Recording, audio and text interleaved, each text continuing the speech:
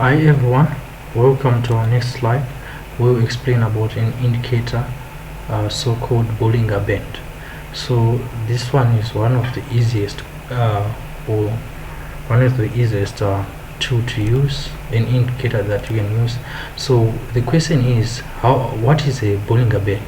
So a Bollinger Band, it comprises of simple moving averages, right, that are plotted, as you can see, like this. First one is this, the other one is this, the other one is this, right? So they are plotted. These are three lines that are plotted, but at the middle there is a simple moving average. I think I have explained this one is the simple moving average, but the default one is usually 20. I think I have explained about simple moving average, right? So usually that's what we call, so we always say that most of the time we say this is what prices they bounce. If the pairs are similar, there's what we call the Bollinger bounce. If you hear traders saying Bollinger bounce, we are talking about prices that are moving in a sort of like a range. So one thing you should know about Bollinger bands is that prices tends to retain to the middle. So as you can see, prices they usually move, not all. If pairs are similar, like USD, let me write it because it's very important, like USD versus CAD, these are similar, they have similar economies, so prices usually try to move in a mean reversion strategy, right? So what are we saying? Mean reversion strategy, right? We are saying this price tends to return to the middle. So if they move, they try to return to this middle line, which is simple moving average. So this is what we call a Bollinger Band. So this is what we call, I think I've explained about the middle, it's a simple moving average. This is what we call the top part, the top band, or what we call an upper band, lower band, the midweights. So one thing that you need to know is Bollinger Band is comprised of three: upper band, lower band, and moving average at the middle. So these bands, right, they act as if they are dynamic, not just resistance, because they change dynamic resistance and supports. You should know, very important concept, dynamic resistance and support. So we are saying if these prices move in this fashion, most of the time they test this. So that's why we are saying this is dynamic resistance. So they usually test this, right? That's what we call a Bollinger Band. So the Bollinger squeeze is a self-explanatory. So when a band squeezes together, it usually means that there is a breakout. I will explain. So the question is, how do we put a Bollinger Band? So first thing, you go to your indicator, then you type BB, then you click enter, right? This is your Bollinger Band. You click here, right, cancel here. So now we have our Bollinger Band.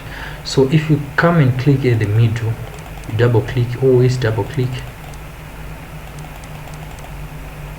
sorry, you should double click. I don't know what's happening with my mouse, but just double click. But you can see this is a moving average, right? So it says length, the default one is 20. You can change it, right? But the one that we use is 20. It's drawn on close price. Standard deviation is 2. I will explain about standard deviation, right? So we are saying that Bollinger Bands, what are they do? What do this indicator do? It measures what we call market volatility, right? That's what its job, market volatility, right? How volatile the market is. So if the market is moving like this, it's more volatile. So we are trying to measure the range at which this market is ranging, right? That's what we are doing here. So that's what we are doing. So if the market is quiet, So we are saying if it's quiet, it's not doing too much noise, right? Here we are saying it's loud. If it's too volatile, that's what we say it's loud. If it's kind of liquid, right, we say it's quiet, right? Here it's too loud, right? So we are measuring this volatility.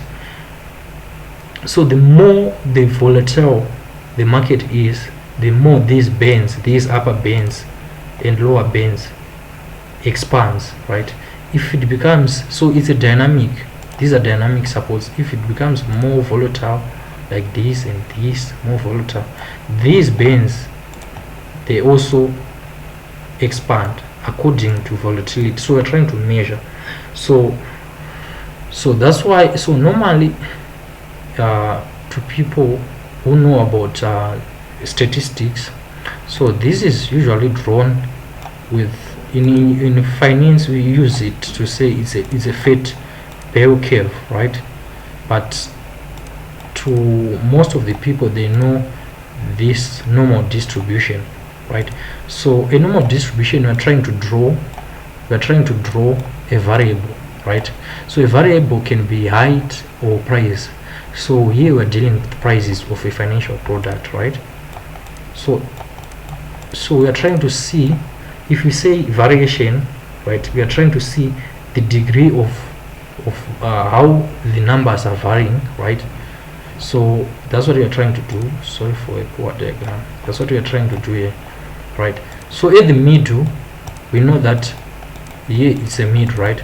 So most of the time, right, we are trying to see by what we call standard deviation how the prices are varying from the middle. So this can be, okay, I will explain what is important. So with this Bollinger Band, these prices can have a standard deviation, right? What we call is got a sign like this, right? This standard deviation, right? So we are saying these prices can vary, can have a range, can vary, can move in this range, right?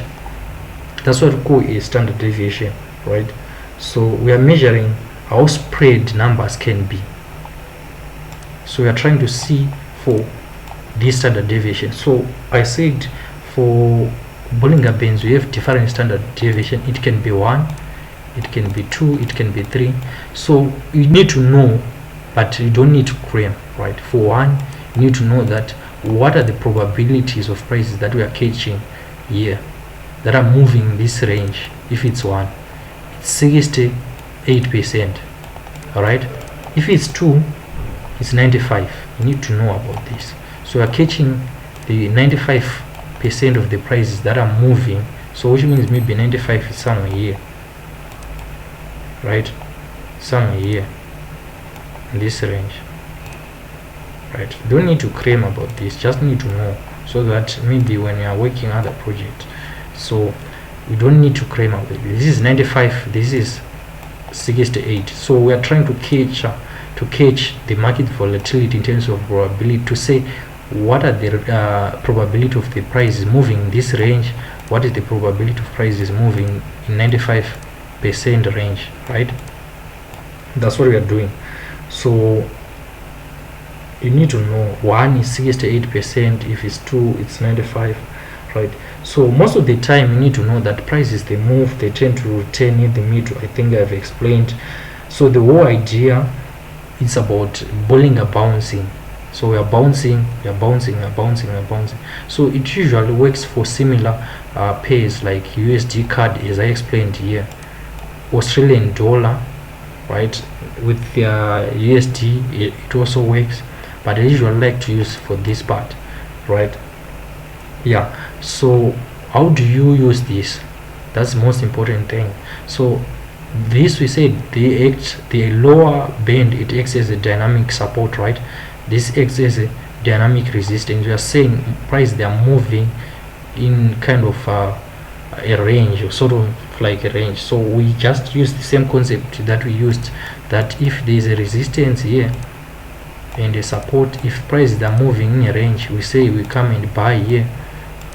If it hits a resistance, we short, right? That's the same concept.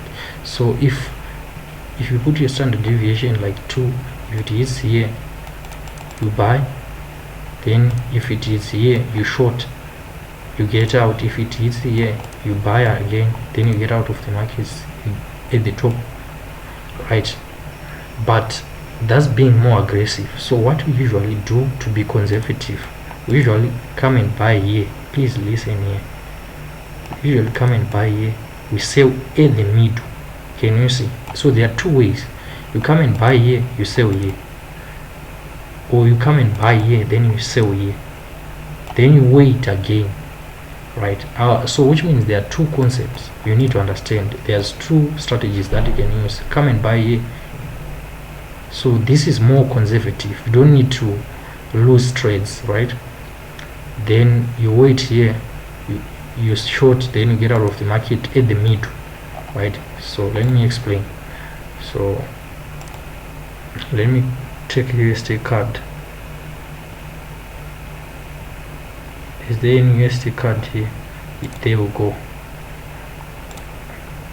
I want you to check something. So we are saying if it hits here, right?